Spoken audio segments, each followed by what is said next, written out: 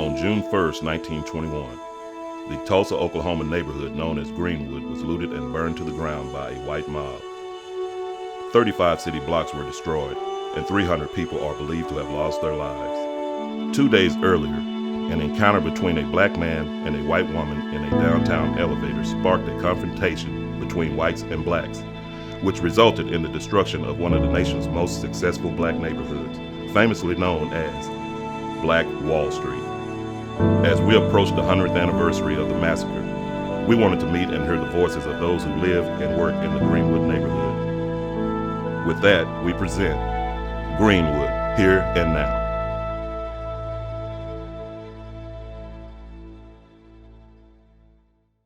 So I guess like leading up into this and going into tackling a project like this, I know it's the Centennial Project, so it's all going to be sort of really underway in 2021. But how did you get here? How were you chosen to be on this Tulsa Massacre Centennial Commission? Through artist Rick Lowe, who's the lead artist in the Greenwood Centennial. And I know Rick through Project Row Houses, who's executive director. And I met him about 15 years ago. And we've collaborated and participated in a lot of different projects before. So there's a lot of commonalities between our practices, and it's just something that prompted us to reconnect for this centennial. Right, and that's how it came in. yeah, and how or what was your first initial reaction when Rick had told you about this, and maybe did you do more research on the Tulsa race massacre, and did this sort of like inspire you to maybe want to do a really good job with this?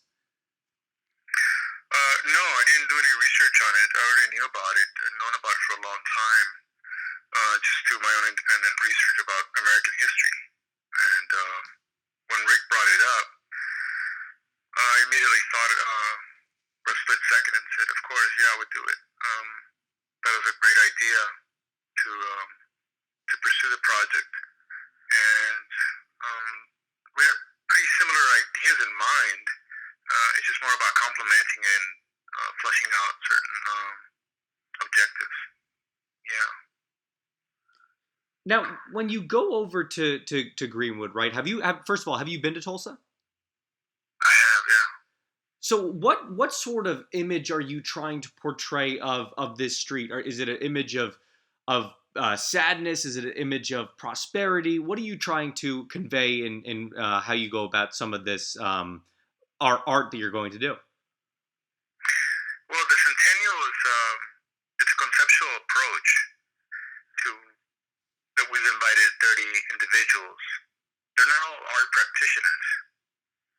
They're just individuals who are interested and focused in creating these projects, independent projects that are also some collaborative, in response to the history of the Greenwood Massacre and the destruction of Black Wall Street in Tulsa. And so we work along with the individuals, and some of them are groups, in developing their ideas. And these ideas are going to be activated throughout Greenwood, throughout Tulsa. They're not exclusively in one particular area. And they're going to be taking place in historical places, landmark locations, and unconventional spaces. So don't think of it as an art exhibit per se, where there's white walls and paintings and sculptures on pedestals. These are more, I would say, abstract forms, subversive interventions. So something might be mounted on a billboard, a commercial billboard on the street. Another piece might be a newspaper in a rack that's customized. So it might be something that people don't necessarily look for or define as art. But we live in a visual culture, so everything's going to be activated. It's just a matter of directing it towards the public. Right, and it's almost a way to bring, I guess, like more life into it, right? Like once you have a sort of place in town, or all over town, it sounds like where you have all these abstract pieces of art, like you said, it almost is a way to make it come to life, and that I think is going to be one of the most interesting parts of this project, seeing, really everything in that district, but also like I guess, like you said, a lot other places over town, you're going to see so much more art, and art that really helps convey the message of the Black Wall Street. Yeah, I mean, art is a tool. It's a tool for a lot of different purposes. But one thing that, for example, children use it for is to problem solve. Why? Because they don't have other, uh, um, like language. They haven't developed language yet or perfected it. They're not able to articulate themselves, so they gravitate towards visual art and painting or drawing. Visual artists, contemporary artists, adults utilize visual art in different forms, but it's still somewhat basically the same thing. Although they can articulate themselves verbally, it's it's visual poetry. The participants that are going to be installing their 30 different installations throughout Tulsa, what they're interested in doing is transcending beyond the idea of perpetuating a imagery or feeling of just being victimized, because that doesn't necessarily lead to anything constructive. If you perpetually see somebody or something as an image of just as a victim, then that's how you'll always define them. But this is more about healing and transcending beyond that, and that's a major focus on everybody's project, and along with the core group of organizers, which is Rick, myself, um, and also Jeff Van Hanken. Yeah, Yeah. and that's going to be such a powerful thing to see, because this healing process. I mean, obviously, this happened 100 years ago, but this is one of the most gruesome attacks in this country's history. So for you guys to be able to do this, what does that mean to you personally, to be able to sort of, I guess, display some of this healing all across this city of Tulsa? It parallels many other historical events, not only in the U.S. but throughout different parts of the world. For me, I was born in Lima, Peru. There are certain situations that occurred during the height of the Cold War in South America that also come to mind, and so I think there's definitely an awareness, a consciousness about why this is so important, why there's certain parallels, why certain things repeat themselves, unfortunately, throughout history, not only here but in other places. And I think those are a lot of historical components that motivate myself. Also, the transformation part, which I think Rick and I share a lot, of community, of being self-sustained, of creating something that can be uplifting and can really have an impact, not only externally but internally, for a community, for the city, for the state, or the country. I think it's something that we want to create that continues to resonate. And those are all projects that Rick and I have worked on independently and collaboratively in the past. Yeah, and I think that this projects like this is something that can hopefully definitely help accomplish that. And accomplish that community aspect, right? And displaying that message. Now, so before I get into my last couple of questions here, I want to ask a little bit about the specifics of this project. So I know that Bloomberg helped quite a bit with it. Could you tell me about the relationship there and how much like they donated to helping you guys like collaborate this project? Well, Rick was brought in by Jeff and to work in the Greenwood project, and so they applied for a grant with Bloomberg, and that's how everything started. Um, the amount, that's not something I'm involved in. I'm a practitioner and I'm focused on developing the idea. I always approach everything with zero budget.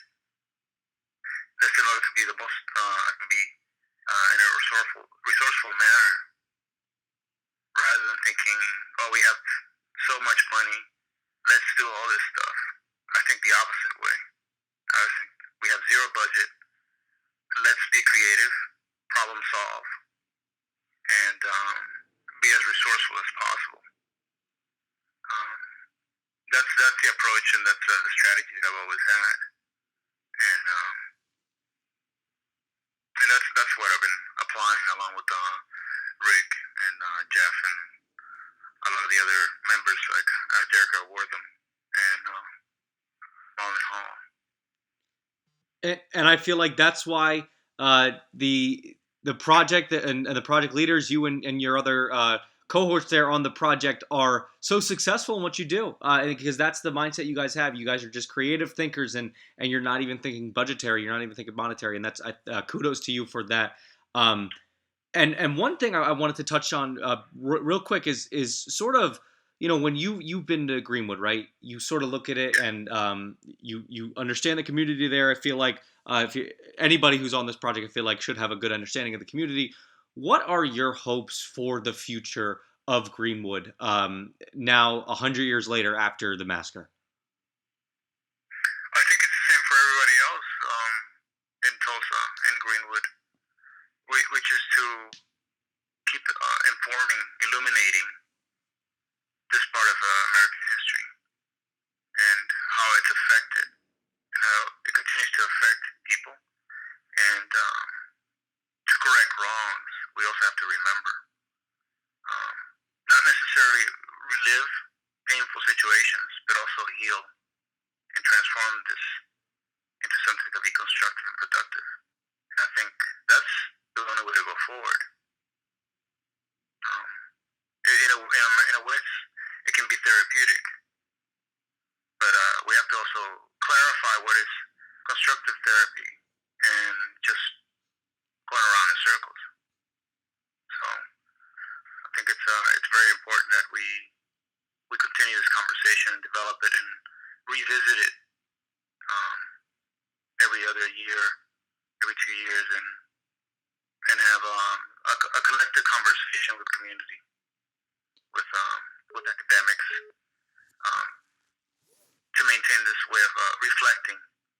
But it's also important to acknowledge that this event occurred, because there's a lot of denial, and I think part of healing is a full acknowledgement in order to be able to go forward after that.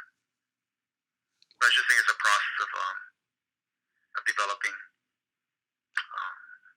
this unfolding of many layers of realities that and perspectives that people have somewhat lived within and lived without,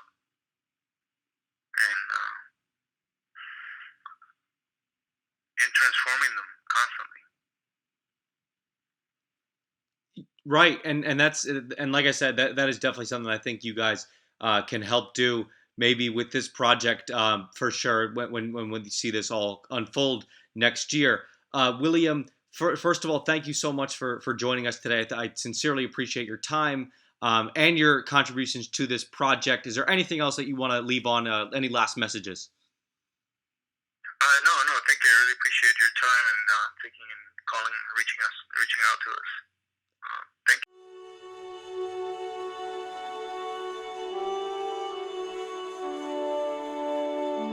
Greenwood Here and Now is produced by the O'Colly Media Group. Thank you for listening.